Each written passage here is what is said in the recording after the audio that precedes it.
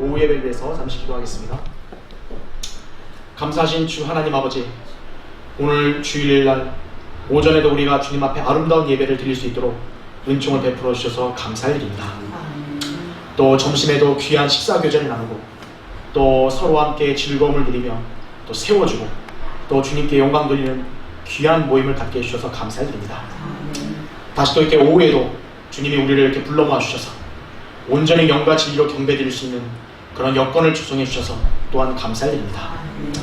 주님, 이 오후 예배에도 아까 오전 예배와 동일한 은혜로 주님께서 온전히 함께 해주시고 우리의 찬송과 감사와 경배를 홀로 기쁘게 받아주시기 원합니다.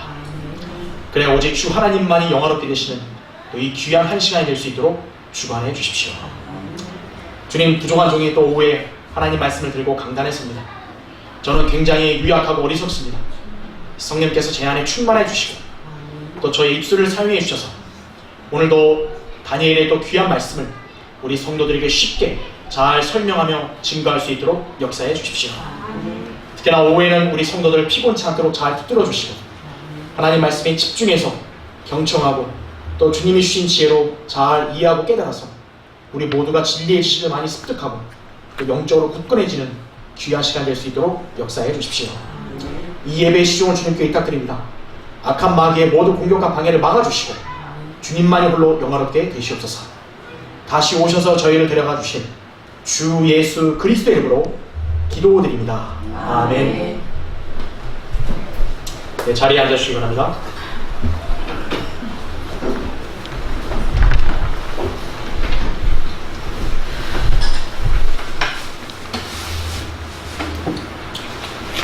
오늘도 아주 점심 이렇게 잘 대접받았습니다. 우리 자매님들이 이렇게 정성스레 또 준비해 주셔서 감사하고요. 함께 또 주님께 또 감사와 영광을 돌리기 원합니다. 자, 우리 지난주에 암송 구절이 디모데후서 2장 12절이었습니다. 이제 책자 여러분 가지고 계신 분 보셔도 되고요. 또 성경 보셔도 됩니다. 한번 같이 암송을 해보겠습니다. 시작. 우리가 참으면 우리도 그와 함께 다스릴 것이요 우리가 그를 부인하면 그도 우리를 부인할 것이라 이렇게 말씀하죠. 그렇죠? 예. 그러니까 그리스도인에게는 인내가 상당히 중요하다 말씀드렸죠. 예. 주님도 우리 같은 죄인들을 구원하시기 위해서 그 숱한 모진 고난과 박해와 고초를 다 참으셨잖아요. 그렇죠? 그러니까 주님도 면류관을 쓰시기 앞서서 먼저 가시면류관을 쓰셨잖아요. 그래서 주님이 믿는 우리에게도 요구하시는 것은 이 땅에서 영광이 아닌 먼저 고난을 받으라 이거죠. 그 고난을 참고 견디면 주님이 영광으로 보상해 주신다는 거죠. 네. 근데 만약에 참지 않고 그냥 내가 원하는 대로 이 땅을 살아가겠다. 그럼 그런 사람은 이제 구원밖에 남는 게 없죠. 그럼 주님 앞에 갔을 때 주님을 기쁘시게 하는 게 아무것도 없는 겁니다. 그러니까 주님이 그 사람을 지금 눈으로 바라보면요 얼마나 참 부끄럽겠어요. 그렇죠? 네. 그래서 상당히 아주 우리가 경각심을 잘 가져야 되는 것이죠. 그렇죠? 자, 이번 주 암송 구절은 계시록 1장 6절입니다. 여러분 거기에 책자 가신 분들은 보시기 바랍니다. 계시록 1장 6절. 자, 이제 아까 우리가 참으면 다스린다 그랬죠? 그래서 이제 참은 성도들에게 해당되는 말씀입니다. 거기 보시면 하나님 그의 아버지를 위하여 우리를 왕들과 제사장들로 삼으신 그분께 영광과 권세가 영원 무궁토록 있을지어다. 아멘. 그랬죠. 그러니까 하나님께서는요 우리를 왕들과 제사장들로 삼으셨다 이거죠. 그러니까 현재 우리는 다 영적인 제물들을 드리는 제사장들이에요. 구약에는 제사장이 딱 정해져 있잖아요. 레위 지파 중에서도 아론의 계획에 속한 집안만 딱 제사장인데 신약 시대에는 우리 그리스도인들 모두가 영적인 제사장들이에요. 그럼 대제사장이 있잖아요. 대제사장. 대제사장은 예수 그리스도시죠. 그러니까 우리는 제사장들이다. 그래서 여러분들은 제사장은 하나님 앞에 예물을 가지고 나아갈 수 있잖아요. 여러분도 하나님 앞에 직접적으로 나갈 수 있는 거예요. 제사장이니까요. 근데 이것을 구분하지 못하는 사람들은 어떻게 하죠? 마치 자기네 추종자, 지도자를 거쳐서 하나님께 가야 되는 것으로 가르치죠. 대표적인 게 카톨릭 아닙니까? 카톨릭은 사제, 뭐 그죠? 주교, 뭐 대주교, 뭐 추기경, 교황 아주 거쳐진 것도 많아요. 그죠? 또 일반 교회들은 목사를 통해서 뭐 이렇게 기도해야 되고 막 그런 게 아니라고요. 여러분은 다 영적인 제사장들이에요. 여러분들은 예수님의 피에 근거해서 누구든 하나님께 나아갈 수 있는 거예요. 그것이 우리의 특권이다라는 거죠. 자, 그러면 제사장들이고 미래는 우리가 어떻게 될까요? 왕들이 된다 이거죠. 근데 왕이 되려면 뭐가 있어야 돼요? 왕관을 써야죠. 왕관 다 쓰고 그냥 빈머리로 나 왕이다 그러면 인정이 안 되죠. 그렇죠. 쉽게 말하면 옛날 이조 시대에도 어때요? 임금이면 임금 뭘 써야 돼요? 왕관을 써야죠. 그렇죠. 예. 그러니까 주님은 이렇게 이 지상에서 성경대로 믿고 주님을 섬기고 고난을 견딘 성도들은 하나님께서 면류관을 씌워주시는 거예요. 그래야 왕들이 되는 거예요. 왕들. 그러니까 지상에서는 우리가 왕이 아니에요. 지상에서 우리는 종이에요. 종으로서 주님을 섬기는 거고, 그렇게 해서 신실한 사람은 나중에 이제 다가올 세상에서는 왕들로서 주님과 함께 통치한다는 거죠. 그러니까 우리가 그때 더욱더 하나님을 찬양하게 되겠죠. 그렇죠? 예.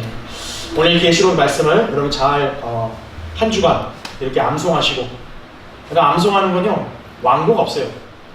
계속 여러분이 화장실 갈 때는, 아니면 어디 가서 이렇게 잠깐 어디 앉아 있을 때는, 그럴 때 계속 눈으로 보고 이렇게 암송을 해야 됩니다. 그래야 이렇게 마음에 잘 새길 수 있는 것이죠. 그렇죠? 자, 그럼 다른 뭐 특별한 방법 없으시면요, 우리 찬송가 한 장 더 하시고 준비한 헌금을 하겠습니다. 293장입니다. 293장 찬송하시고 우리 박종성 형제님 헌금을 위해 기도하겠습니다.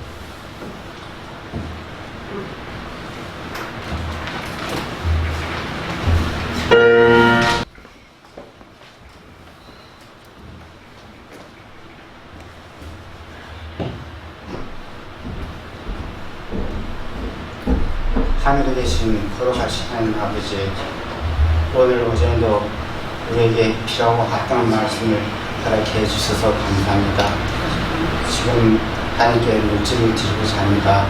하나님께서 이 물질을 기뻐하여 주시고, 이 물질을 인해서 보름 나지 않고 늘 풍성을 누리고 교회 운영할 수 있도록 도와주셔서, 하나님 아버지, 물질 드리는 손길마다 하나님께서 복 주시고 물질적으로 오름 가지 않고 늘 풍성을 누리고 늘 생활할 수 있도록 도와주옵소서. 오후에 또 이렇게 말씀 공부합니다.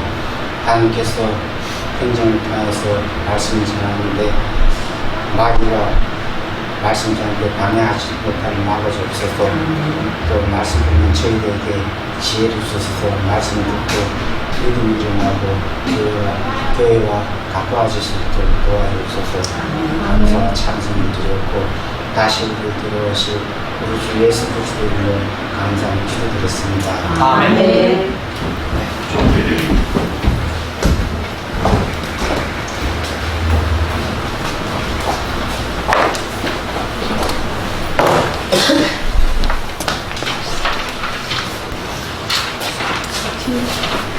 뒤에 있어.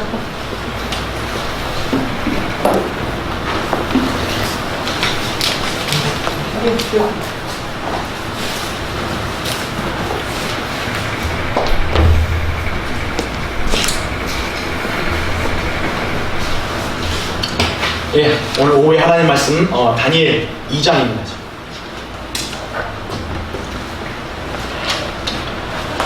이제 우리는 지금 다니엘을 지금 이제 오후에 이렇게 성경 공부하고 있죠. 이제 여러분 1장을 통해서는 이제 다니엘의 어떤 그런 믿음과 또 신실한 자세를 여러분이 보고 도전을 받았을 거라 생각합니다. 이제 다니엘 2장은요, 굉장히 중요한 장입니다.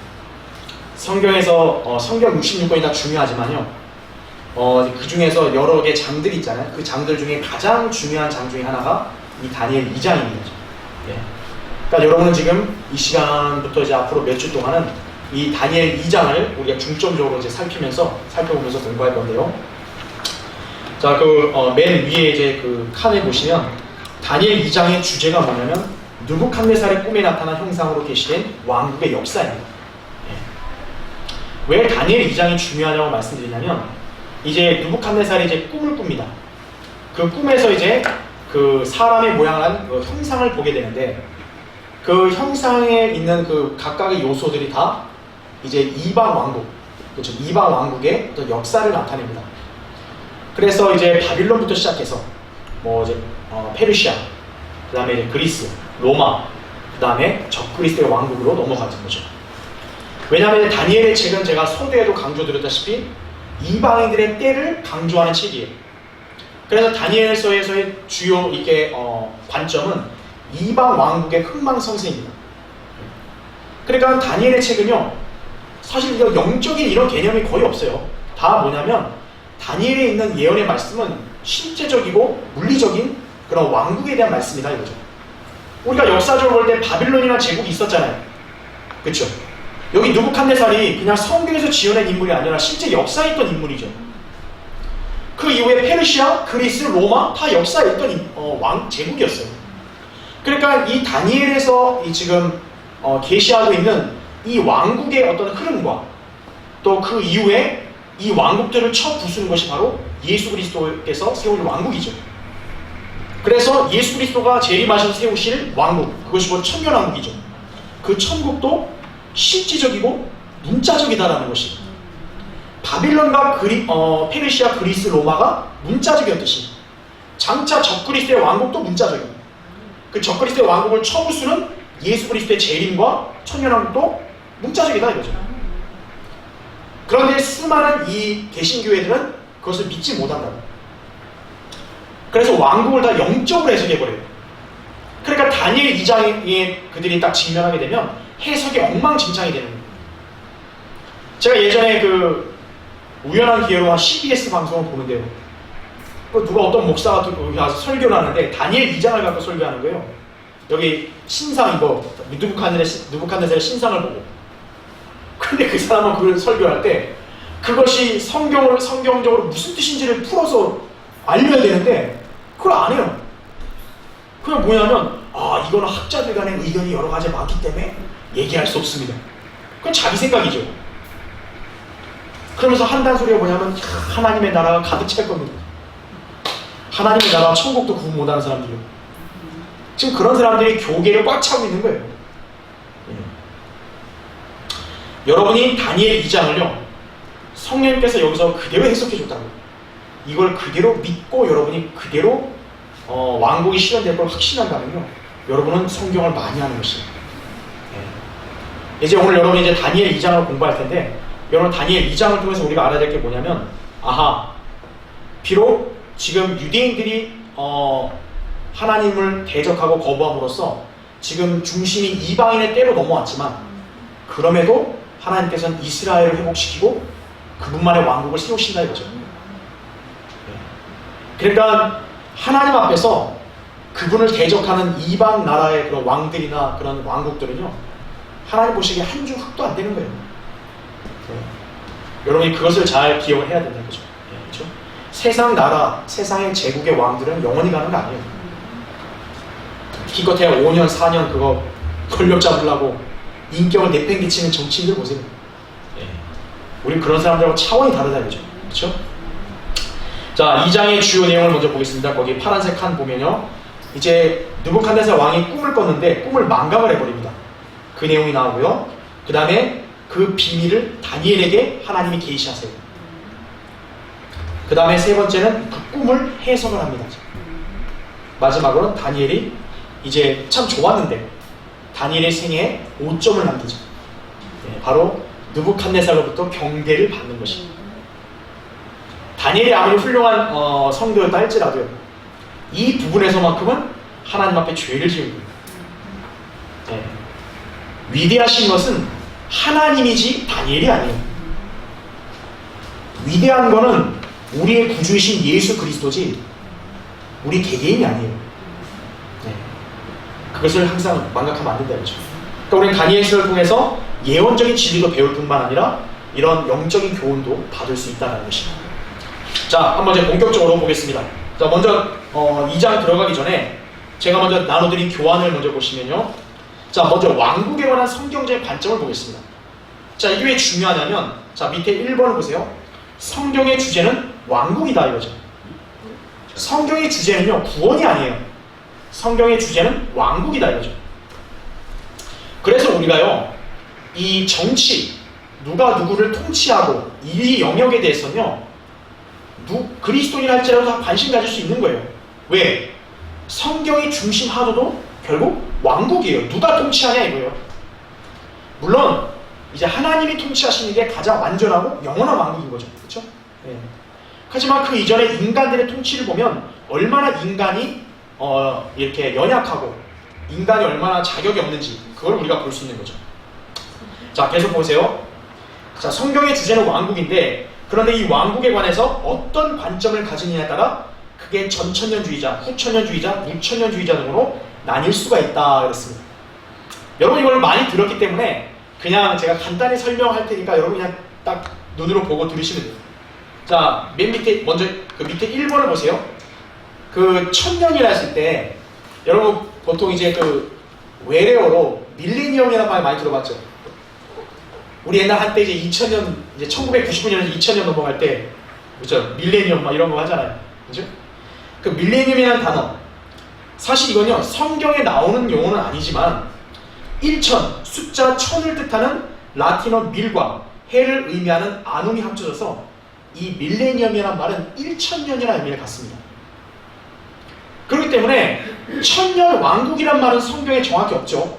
하지만 천년이라는 말은 계시록 20장에 무려 6번이나 나온다고요. 그러니까 천년이라는 용어는 중요한 거예요. 네. 바로 뭐냐면 그 천년이 왕국이다 이거죠. 예수 그리스도가 실제적으로 문자적으로 다스리는 그 기간이다 이거죠. 자, 근데 문제는 뭐냐면 그 밑에 2번을 보세요. 누가 전천년주의자라고 말할 때 이것은 그가 주 예수 그리스도께서 천년 이전에 지상에 재림하셔서 친히 왕국을 통치하신다고 믿는 사람이란 뜻이다 이거죠. 전천년 했을 때는 천년 이전에 예수님이 오신다 이 뜻이에요. 즉 다시 말하면 천년왕국이 먼저 있기 이전에 예수님이 먼저 지상에 재림하신다는 거죠. 그래서 예수님이 지상에 재림하시고 그분이 천년왕국을 세우신다. 이게 전천년주의고 이게 성경적 관점이에요. 반면에 거기 보세요. 후천년주의자는 뭐냐 이거예요. 여러분 후천년이 뭐겠어요? 천년 후다 이거죠. 그러니까 천년왕국이 다 지난 이후에 예수님이 재림하신다 이렇게 믿는 거예요. 그럼 무천년주의자는 뭘까요? 무천년. 천년이 없다 이거예요. 그러니까 천년은 상징적이다 이렇게 얘기하는 거예요. 그래서 그리스도의 재림을 아예 믿지 않는 사람이에요. 네, 그거를 우리가 볼 수 있습니다. 자, 밑에 3번이요. 이 세 개의 관점 중에서 성경적인 관점은 전천년주의다라는 거죠. 자, 왜 그러냐? 단순히 우리가 천년 이전에 예수님이 재림하는 걸 했기 때문에 그렇다라는 걸라기보다는 전천년주의가 성경적 교리와 관점과 일치하기 때문이에요. 전천년주의의 특징이 뭐냐면 인간이 이 세상의 평화를 만들 수 없고 이 세상의 완벽한 왕국을 인간이 만들 수 없다는 거예요. 지금 이 나라의 현 정부를 보면요, 자기들이 한반도에 영구한 평화를 만든다 그런 소리 하는 거예요. 예. 그러니까 말 같지 않은 소리인데 근데 수많은 국민들이 그 말 같지 않은 소리에 기대를 거는 거예요. 왜? 성경을 모르니까요. 그 말 같지 않은 소리에 괜히 기대를 걷는 거예요. 헛된 기대죠. 전천년주의가 왜 성경주의냐면 전천년주의는요, 인간의 노력으로 이 땅에 평화를 가져올 수 없다는 거예요. 그래서 전천년주의의 특징이 뭐냐면 예수님이 재림하셔야 된다는 거예요. 예수님이 재림하셔야 그분이 완전한 화평을 이루는 왕국을 세우신다는 거죠. 근데 반면에 후천년과 무천년주의의 특징은 뭘까요? 인간의 노력으로 이 세상을 살기 좋게 만든다 이거예요. 그렇게 천년을 신나게 인간이 통치하고 지내다가 이제 예수님이 그때 다 서서히 내려오신다 이거죠. 후천년주의. 그 예수님 뭐하러 내려오시죠? 여기 다 인간의 왕국 세우는데 예수님이 숟가락 얹으려고 내려오시나요? 그런 걸 믿는 거예요 사람들이요. 무천년주의는요, 아 예수님 재림 그거는 어떻게 예수님이 눈으로 본 그대로 오냐 이거죠. 아 우리의 마음에 이미 오셨다 이거예요. 그래서 그 사람들의 특징은 교회 시대가 곧 왕국인 거예요. 그 사람들은. 그래서 이 사람들은 자꾸 어떻게 하냐, 교회를 확장시키라는 거예요. 왜? 교회를 확장시켜야 하나님 나라가 확장된다 이렇게 생각하는 거예요. 이 사람들은. 왕국이 확장된다. 그래서 후천년, 무천년주의가 왜 비성경적 교리냐? 바로 그거라는 거죠. 성경 어디에도요 인간이 화평을 이룰 수 있다는 말이 없어요. 예수 그리스도만이 의의 왕이요 화평의 왕이시잖아요. 그렇죠? 그래서 우리는 이 전천년주의가 성경적 교리다라고 이렇게 주장하는 것입니다. 자, 그 밑에 2번을 보세요. 그런데 이제 교회가 어떻게 하냐? 전자 배교로 물들어가잖아요. 그래서 17, 18세기 전체를 통틀어서 대부분의 성경 주석자들은 한결같이 후천년주의를 고수했다 이거죠. 왜냐하면 여러분도 잘 아시다시피 필라델피아 교회 시대가 있으니까 대대적인 부흥이 일어나고 뭐 복음 전파 선교가 활성화되잖아요. 그러니까 믿는 사람들 입장에서는 야, 이게 하나님의 나라의 백성들이 늘어나고 하니까 살기 좋아지겠구나. 그러면서 예수님이 올 거라고 생각했겠죠. 그런데 1차 세계대전이 일어났죠. 물론 거기까지 참을 수 있어요. 아, 1차 그래. 극심한 전쟁이 있으니까 예수님 오시겠지. 근데 이게 웬걸요? 2차 세계대전이 또 일어났죠. 그때 수많은 사람들이 실족해버린 거예요. 아, 예수님이 이 문자를 재림한다는 게 아니구나. 거기서 이제 이 사람들 그래서 왕이 오시지 않으니까 후천년주의도 안 맞네 이거죠. 왜? 점점 살기 좋은 세상이 되면 예수님이 온다가 후천년주의인데 안 왔잖아요. 올해 세계대전만 2번 일어나고. 그러면 어떻게 하겠어요? 정상적인 사람이면 후천년이나 전천년으로 돌아가야 되는데 그게 아니에요. 무천년으로 다 돌아가 버리고 사람들이. 아, 예수님이 오시는 게 아니구나. 그렇게 돼버렸다 이거죠. 천년왕국을 부정하게 된 거죠. 그 밑에 보세요. 3번. 장로교파에 속한 사람들은 거의 무천년주의자들이다. 지금 이 장로교회들 있잖아요. 장로교회들이 다 무천년주의. 왜냐하면 이 장로교회 창시자라는 존 칼빈 있죠. 그리고 종교개혁을 일으켰다는 존 칼빈. 존 칼빈이 무천년주의자예요. 그러니까 존 칼빈을 추종하는 사람들이야 당연히 무천년주의가 될 수밖에 없죠. 반면에 진화론자들, 자유주의자들, 로마 카톨릭, 정치인들 모두 후천년주의적 사상을 고수하고 있습니다. 왜 그러냐? 그 밑에 보세요. 1번. 진화론자들은 어때요? 망상에 빠져 있어요. 세상이 앞으로 점점 더 살기 좋아진다 이거죠. 그 진화론의 핵심이거든요. 진화론이 뭐예요? 진화. 더 좋아진다는 거 아니에요. 그러니까 인간이 원숭이에서 처음에 원숭이에서 인간으로 진화했다는 거 아니에요. 근데 인간만이 아니라 뭐예요? 세상도 진화된다 이거예요.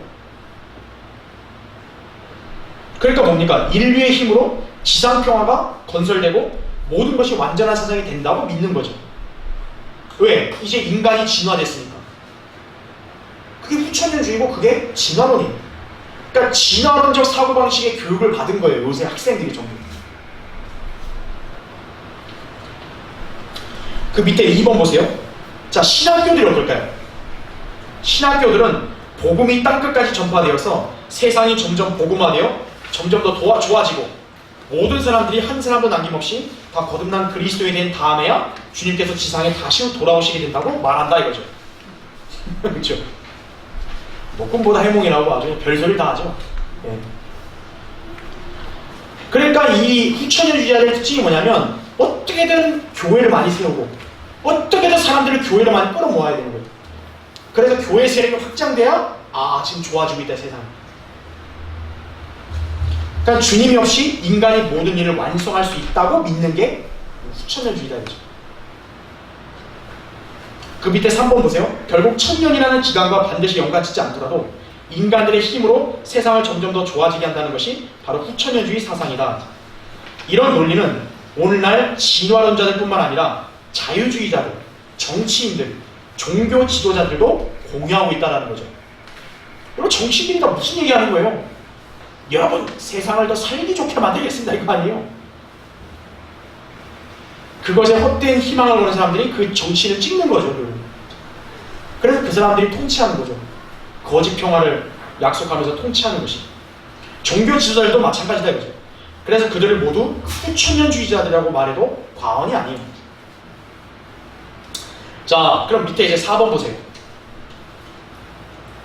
세상이 결국 갈수록 이렇게 하나님 말씀에 어긋나게 가잖아요. 그러면 세상이 이렇게 영원히 갈까요? 아니죠. 다니엘 2장에서 우리가 보는 게 뭡니까? 돌이신 예수 그리스도께서 재림하시면 그 돌은 형상에 발을 쳐서 산산조각 내듯 이 세상의 나라들을 멸망시키신다는 것이에요. 여러분 이제 조만간 다니엘 2장을 보겠지만 그 느부갓네살의 꿈의 계시의 핵심이 뭐예요? 결국 단순히 형상을 보면서 이 머리가 바빌론이고 양팔이 메데 페르시아고 이것만 가르치려는 게 아니에요. 그 계시의 핵심은 뭐냐? 이방 세계 강대국가 아니었어요. 전부. 그 강대국 중에서 이제 절정이 대환란 때 적그리스도의 왕국 아니에요. 근데 손으로 다듬지 아니한 돌. 그 돌이 누구예요? 예수 그리스도. 그 돌이 오시면 어떻게 돼요? 그 발가락을 팍 쳐버리는 거예요. 그럼 어떻게 되죠? 산산조각 내서 날아가 버린다 그러죠.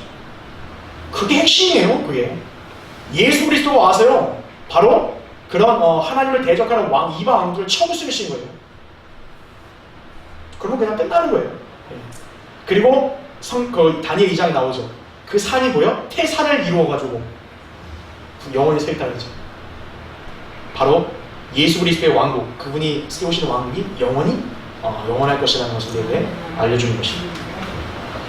여러분은 어느 나라에 희망을 걸어야겠습니까? 대한민국인가요? 여러분 대한민국에 지금 희망을 걸 수 있어요? 중국인가요? 일본인가요? 아니면 미국인가요? 아니에요. 예수 그리스도가 세우실 바로 그 왕국, 우리는 그것을 소망하는 것이에요. 그렇죠? 자, 여러분이 이 왕국에 관한 성경적 관점을 잘 알아야 됩니다. 다니엘 2장이 바로 이 전천년주의에 대해서 지지해 주는 거예요. 그리고 이 다니엘이 바로 다니엘 2장이 실제적으로 예수님이 오셔서 하나님의 왕국을 세우신다는 거예요. 그렇기 때문에 이 세상의 나라들은 희망 없어요. 주님이 오시면 다 박살내버리시는 것입니다. 자, 그래서 오늘 이제 본격적으로 다니엘 2장을 한번 시작하겠습니다. 먼저 거기 2장 1절부터 4절을 보겠습니다. 느부갓네살의 7이 제2년에 거의 초기죠. 어떻게 보면 느부갓네살이 꿈을 꾸었는데 그의 영이 그것으로 인하여 번민하였고 그가 잠을 이루지 못하였더라. 그때 왕이 마술사들과 점성가들과 요술사들과 칼데아인들을 불러오도록 명하였으니 이는 왕에게 그의 꿈들을 알게 하려는 것이었더라. 그러므로 그들이 와서 왕 앞에 섰더라. 왕이 그들에게 말하기를 내가 한 꿈을 꾸었는데 그 꿈을 알고자 하여 내 영이 번민하였도다 하니 칼데아인들이 왕에게 시리아어로 말하기를 오 왕이여 영원히 사소서 당신의 종들에게 그 꿈을 말씀하소서 그리하면 우리가 그 해석을 알려드리겠나이다 하더라. 이렇게 말씀하죠.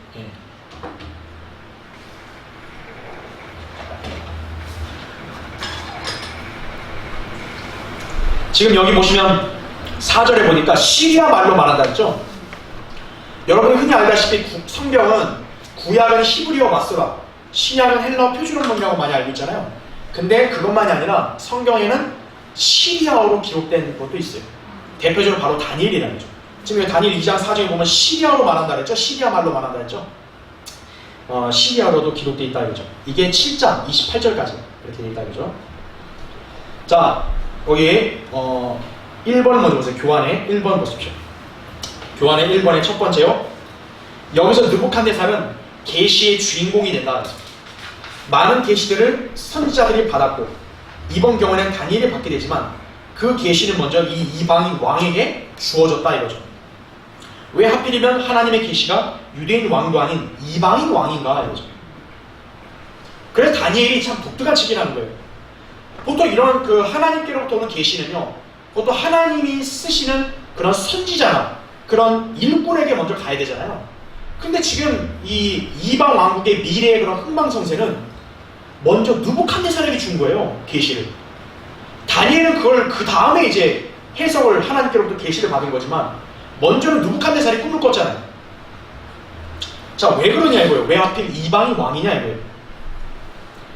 이 또한 다니엘이 이방인들의 때를 말하는 책이라는 사실을 보여주는 거예요. 그래서 그래서 다니엘은 다른 선지서랑 달리 이방인의 때, 이방 왕국의 그런 흐름, 이것을 강조하는 책이니까 역시나 그 이방 왕국의 미래 역사도 이방 왕에게 주셨구나 라는 걸 우리가 알 수 있는 거죠. 자, 그 밑에 보세요. 바로 1번에 성경은 종종 세상 통치자들에게 하나님의 권위가 주어졌다고 말씀한다. 여기서는 그 권위가 느부갓네살에게 주어졌다. 어쨌든 그는 하나님께 쓰임받는 왕이었다라는 거죠.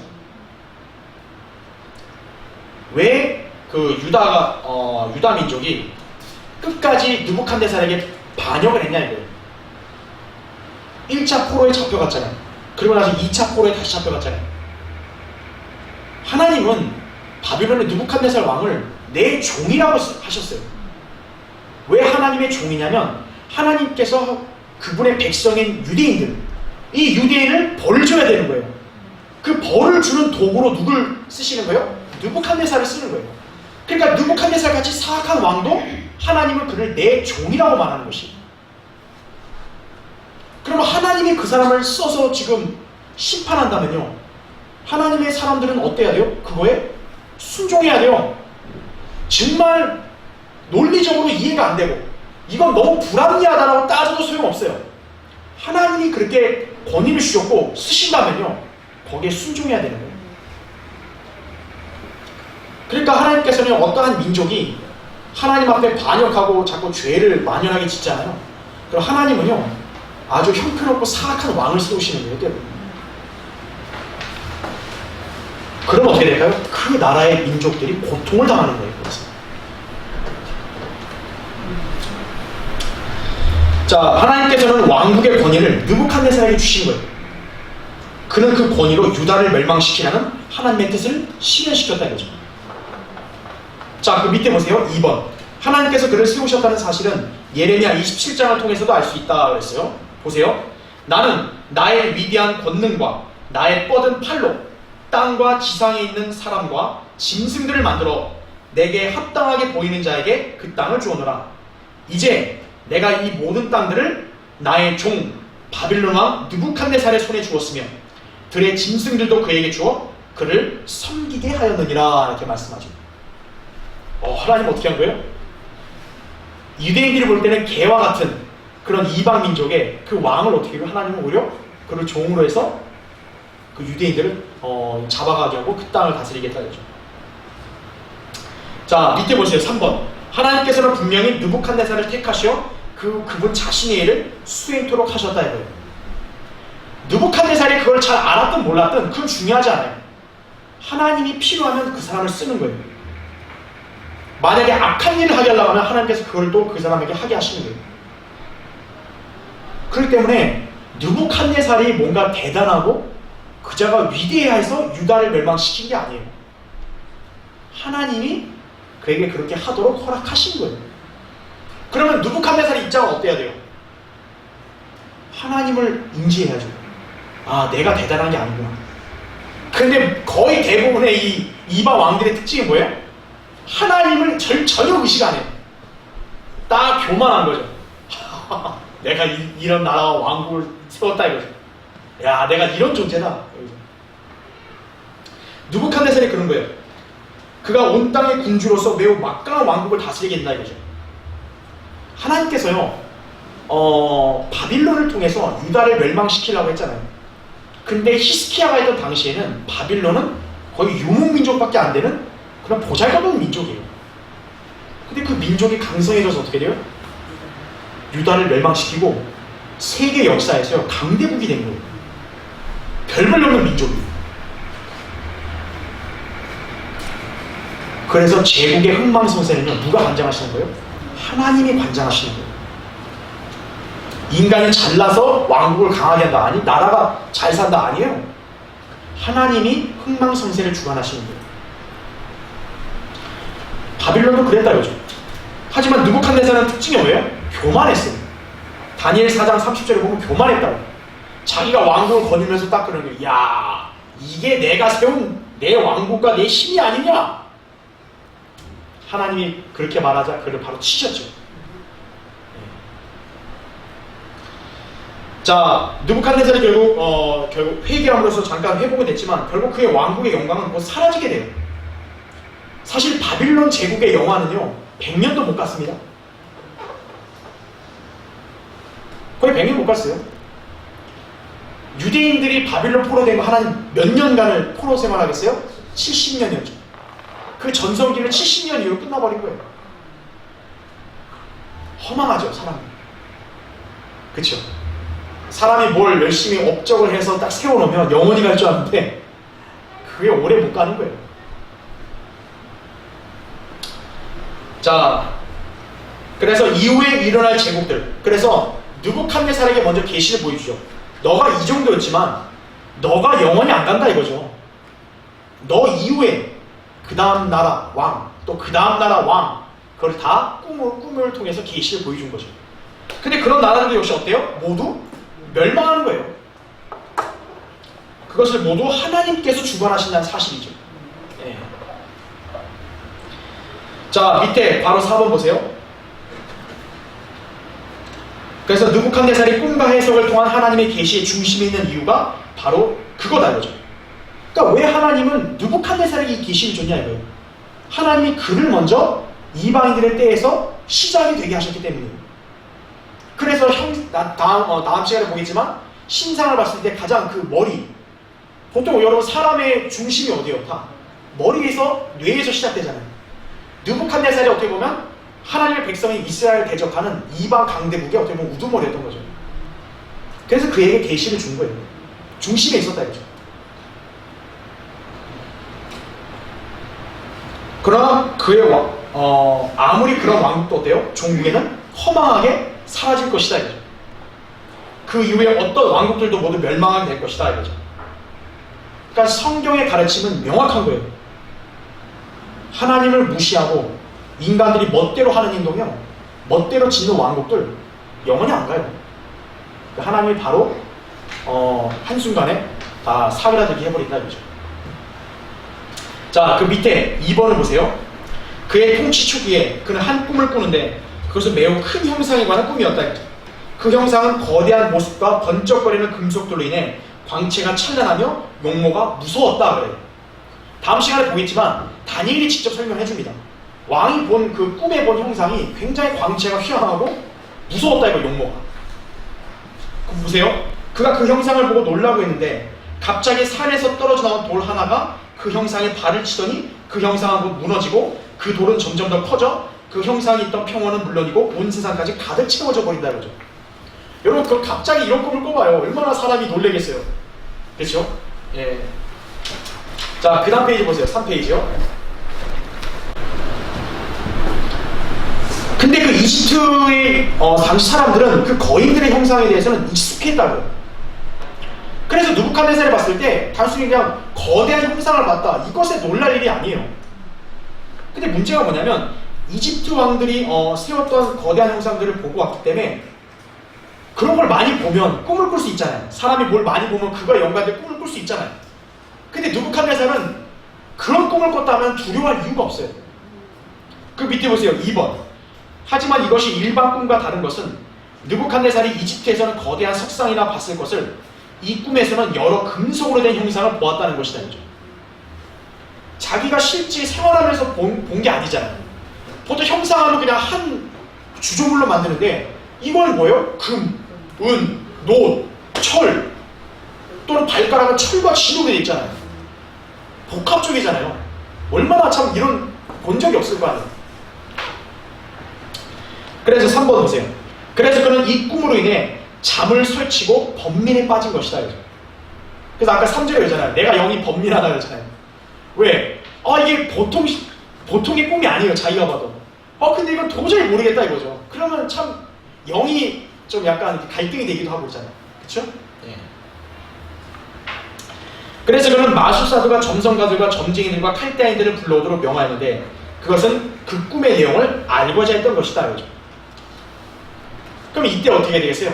왕이 인정했던 그런 현자들이 그럼 왕의 고민을 해결해 줘야 될 거 아니에요. 자기들이 능력이 있으면. 그렇죠. 자, 그래서 거기 밑에 보세요. 3번. 그때 왕이 마술사들과 점성가들과 요술사들과 칼대아인들을 불러오도록 명하였으니 그랬어요.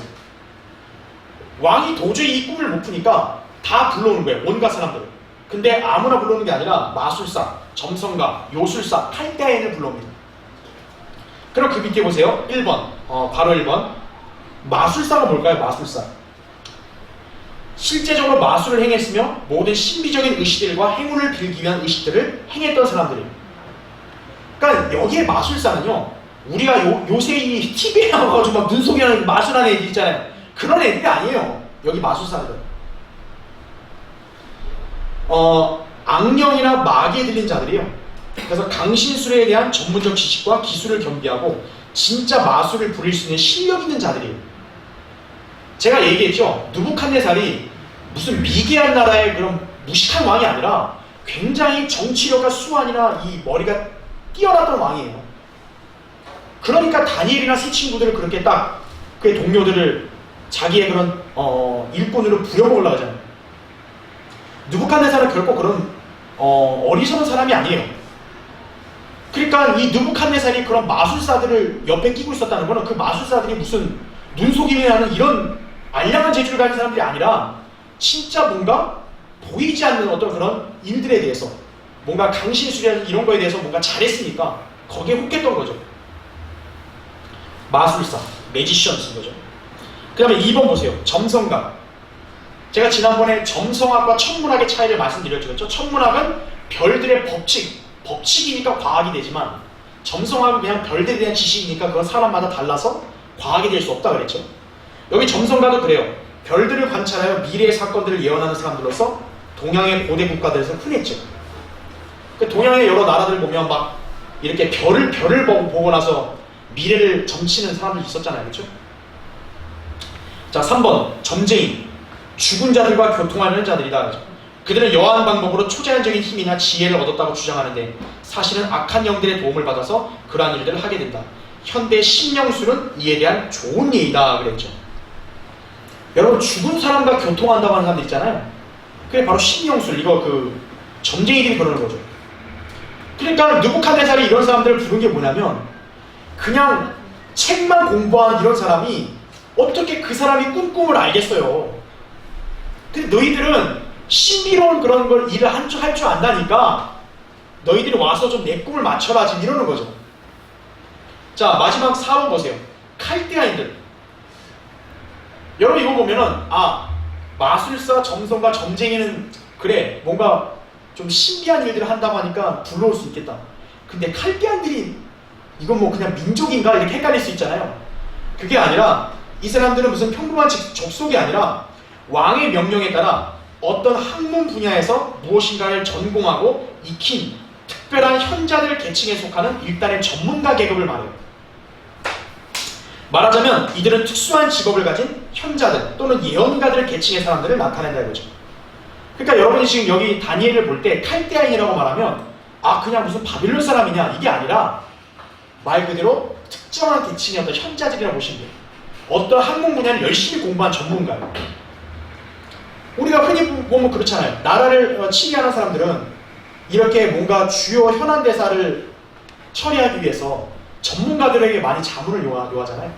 칼데아인들은 느부갓네살 앞에 그런 존재인 거예요. 그래서 지금 이제 느부갓네살이 자기 꿈을 해석하게 하려고 이 네 부류의 사람들을 다 불러온 것입니다. 자, 그 밑에 보세요. 4번. 내가 한 꿈을 꾸었는데 그 꿈을 알고자 하여 내 영이 번민하였도다 이렇게 말씀합니다. 여러분, 왜 영이 번민할까요? 이 느부갓네살이 꾼 꿈은 일반적인 꿈이나 악몽이 아니에요. 하나님께로부터 온 계시예요. 그러니까 이 사람이 그걸 알 수가 없죠. 그러니까 번민하죠. 그렇죠? 하나님께로부터 계시였다. 그 밑에 보세요. 바로 1번. 자, 구약에서는요, 꿈은 하나님께서 그분의 말씀을 계시하시는 방법 중에 하나였다는 거예요. 왜냐하면 그때는 무슨 완성된 성경이나 책이 없잖아요. 말씀이 없었기 때문에 하나님께서는 때로는 어떻게 했냐면 꿈을 통해서 그 사람에게 계시하시고 말씀하는 경우가 있었다 이거죠. 구약에서. 몇 가지 예를 든다면 그 창세기 20장에 보면 아브라함 있죠. 아브라함이 그 그랄 땅에 있을 때 그랄랑 아비멜렉이 자기 아브라함의 아내를 갖다가 자기가 아내 삼으려 했잖아요. 그러니까 하나님이 꿈에 나타나서 겁을 주셨죠. 그 아비멜렉한테. 그렇죠?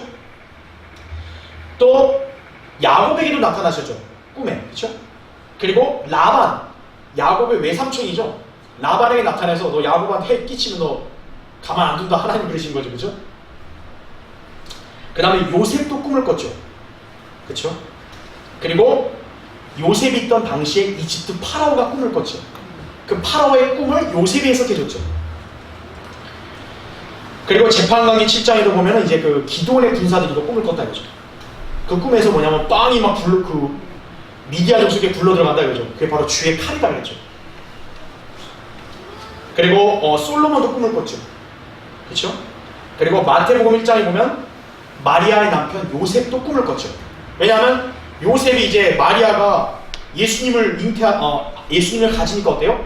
아유, 저 간음했구나, 음행했구나 그런 줄 알고 은밀히 관계를 끊으려니까 천사가 꿈에서 그러지 말라고 이렇게 계시를 주는 거죠. 그렇죠? 이처럼 구약에서는 하나님 말씀을 계시하는 방법 중에 하나가 꿈이었다 이거죠.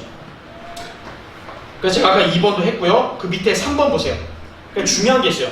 그러나 십자가 사건 이후로 꿈을 통한 계시는 등장하지 않는다는 거예요. 즉 교회 시대에는 꿈을 통해 하나님의 계시가 나타나지 않는다는 것이다 거죠. 그러니까 꿈을 갖고요. 아 하나님이 나에게 이렇게 말씀해서 너 이렇게 해. 이러면 안 되고 사기치는 거예요. 예. 교회 시대에는 하나님이 꿈으로 계시하는 거 아니에요. 왜? 이미 교회 시대에는 뭐가 있어요 우리에게?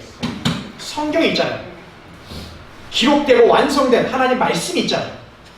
하나님은 말씀으로 자신을 계시한다 하셨기 때문에 지금 이 시대 우리한테는 꿈으로 계시하는 거 아니다 그죠? 자, 근데 밑에 4번 보세요. 한편 대환란이 끝날 무렵에 또 꿈이 한번 등장합니다. 보시면 그 후에 내가 내 영을 모든 육체 위에 부으리라. 그러면 너희 아들들과 너희 딸들이 예언할 것이요 너희 노인들은 꿈들을 꿀 것이며 너희 청년들은 환상을 보리라 이거죠. 요엘서 2장 28절이죠. 그러니까 대환란 끝에 이제 이들이 회심하고 하면 성령님이 이들에게 임하시죠. 그럼 이제 꿈을 꾼다 이거죠. 네. 대환란 때는 한번 등장하죠. 그러나 십자가 사건 이후에 교회 시대에는 이제 꿈이 안 된다. 그러니까 누군가가 여러분 뭐 꿈 갖고 사기쳐보면 안 된다고요. 네. 그런 게 성경에 어디 있습니까? 그렇게 해야 돼요. 교회 시대에는 하나님 말씀으로 계시하신다 그죠. 그리고 여러분이 기도를 통해 하나님께서 여러분에게 뜻을 밝혀주시는 거죠. 예. 야 내가 갑자기 무슨 환상을 봤다 이거죠. 야 환상을 보니까 저 하늘에서 어떤 남자애가 나보고 야 손가락질 하면서 이리 오라고. 제가 이제 복음 전하다 보면 가끔 그런 소리 하는 사람들이 있어요 보면은. 여러분이 볼 때 그냥 우습잖아요. 근데 그 사람은 심각한 거예요. 와 내가 성령님의 계시를 받았다는 거예요. 어떻게 해요?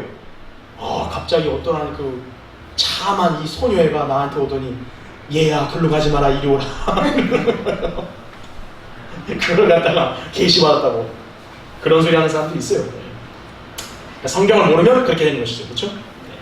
자, 그 다음 거기 5번 보세요. 바로 5번. 하나님께서는 분명히 무엇인가를 나타내시기 위해서 느부갓네살에게 꿈을 주셨고 그도 그 의미를 알기 원했다. 하지만 그는 너무나 두렵고 혼란스러웠던 나머지 그 꿈을 잊어버렸다고 말해요. 자, 그 밑에 보세요. 5번. 그 4절에 이 칼데아인들이 왕에게 얘기합니다. 그 꿈을 말씀하셔서 그럼 우리가 그 해석을 왕께 알려드리겠나이다 그러죠. 이 느부갓네살 왕이 여기서 좀 뭘 얘기하냐면 야 니네가 내가 어제 꿈을 꿨는데 내가 영이 번민하다.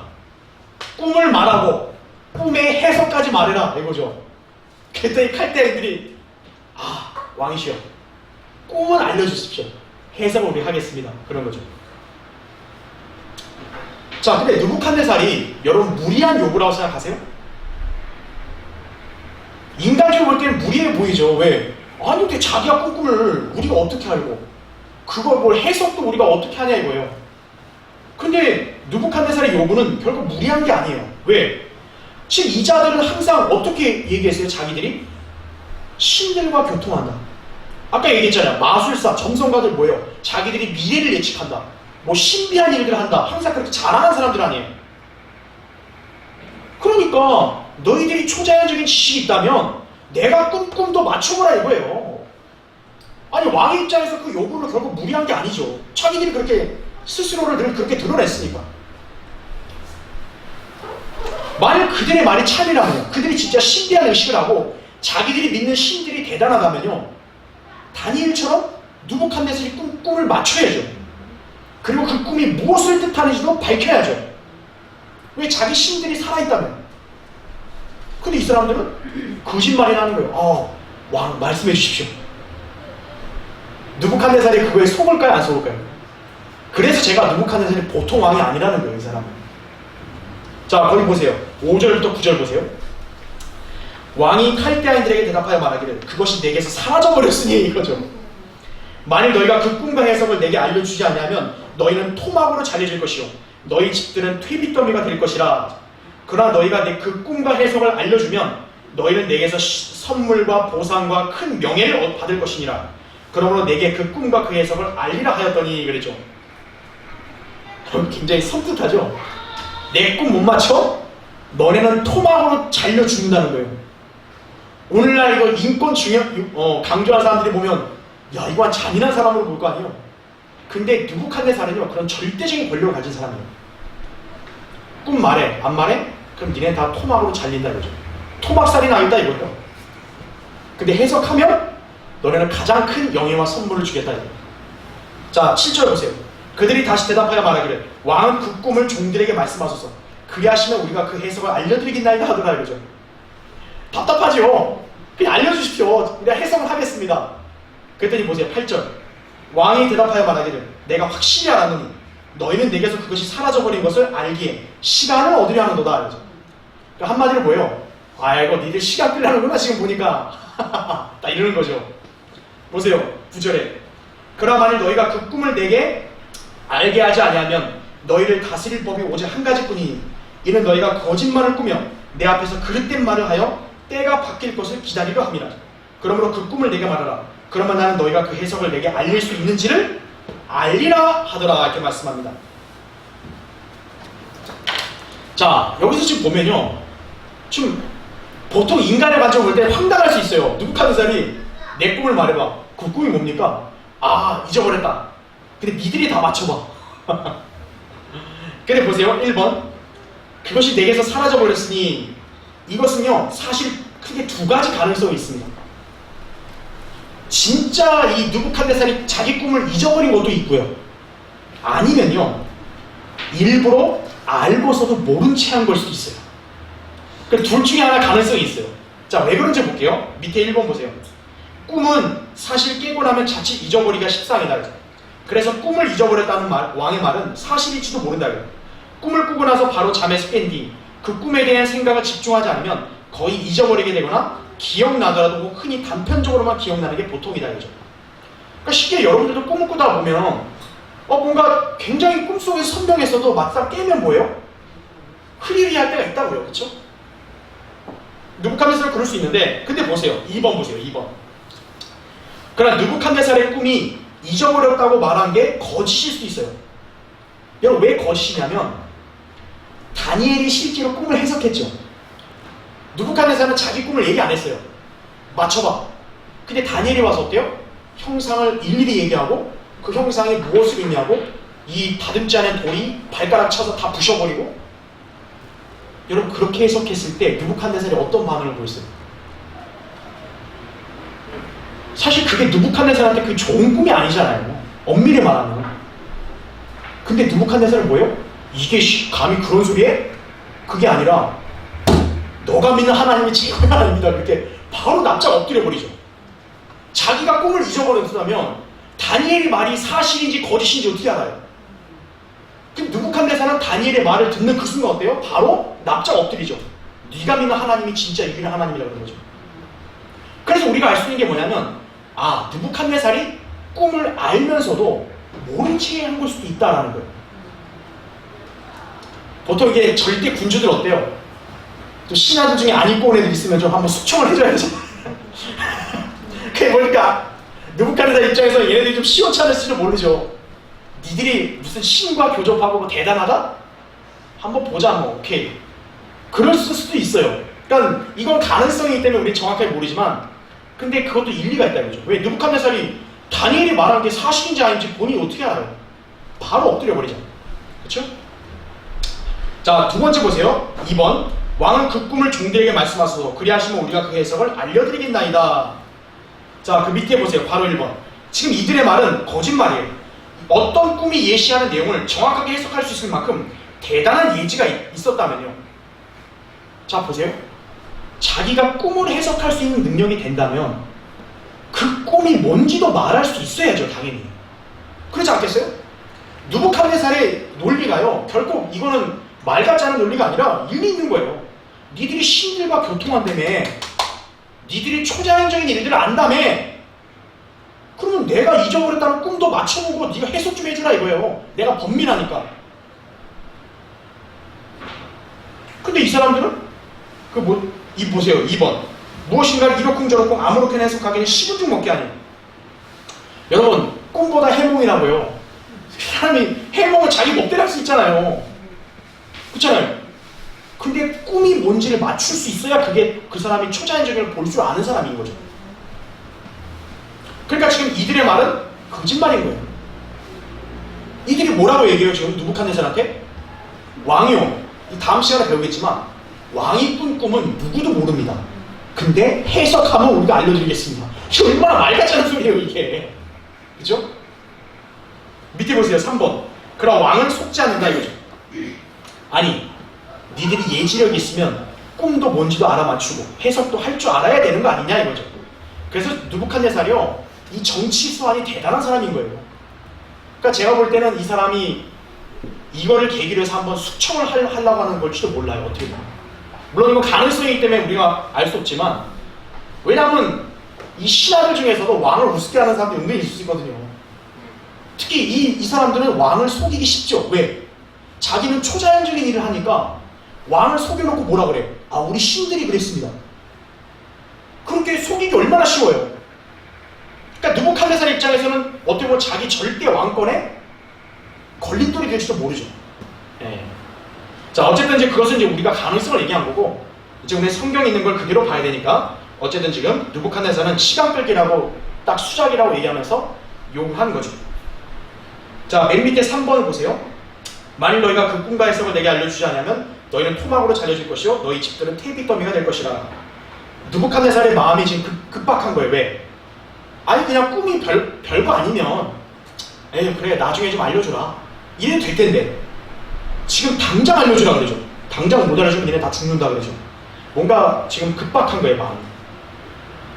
시간의 여지를 주지 않는다라는 거죠. 예. 자, 이런 상황이니까 이제 이 다음 시간에 배우겠지만 다 이 자들은 죽게 되는 거예요. 그러나서 이제 누구 차례가 올까요? 다니엘과 그의 동료들의 차례가 오는 거예요. 왜? 다니엘과 그의 동료들도 현자들 그룹에 껴있잖아요. 근데 다니엘과 그의 동료들은 뭐합니까? 그 시간에 기도하는 거예요. 하나님께로부터 계시를 받는 것이 하나님의 사람이죠. 그렇죠? 네. 다음 시간에 여러분들 자세히 공부하도록 하겠습니다. 자, 그럼 기도하고 예배를 마치겠습니다. 위대하신 아버지 하나님, 오늘도 주일을 오전부터 오후까지 두 번에 걸쳐서 우리가 주님께 경배드리게 해주셔서 감사드립니다. 오늘 말씀을 듣고 배운 우리 성도들 정말 진리의 지식을 많이 배웠을 줄 압니다. 그 깨달은 것들을 늘 마음속에 잘 간직하게 해주시고 항상 주님만을 바라보고 늘 주님의 말씀을 유념하는 그런 현명하고 지혜로운 하나님의 자녀들로 살 수 있도록 인도해 주십시오. 이제 돌아가는 발걸음입니다. 가는 길을 안전하게 지켜 보호해 주시고 주님의 장중 안에 잘 안아주시기 원합니다. 한 주간 동안 살 때에도 또 어려움이 있다면 주님께서 기도하면 만나주시고 해결해 주시며 다음 주에도 승리한 간증을 지니고 다 같이 모여 주님을 섬길 수 있도록 인도해 주십시오. 코로나 바이러스로부터 우리 형제자매들 건강을 지켜주시고 안전하게 보호해 주십시오. 주 예수 그리스도의 이름으로 기도드립니다. 아멘. 예, 예배 마치겠습니다.